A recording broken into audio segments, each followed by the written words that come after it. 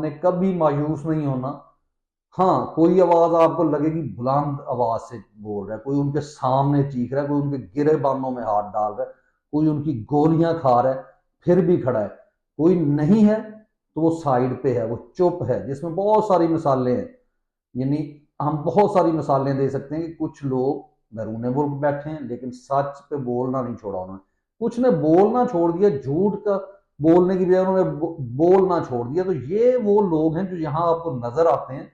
मिसाल के तौर पे अगर मैं मिसाल दूं, ये क्या नाम है, कामरान शाहद, एक जमीर फरोश साहफी, इसका तो सारी कौम को पता है। अरशाद भट्टी, इसके जो फॉलोअर्स हैं वो इसलिए इसके फॉलोअर्स हैं कि ये बंदा जनाब ऐसी ऐसी गुफ्तगू करता है नून लीग के खिलाफ और इधर की उधर की।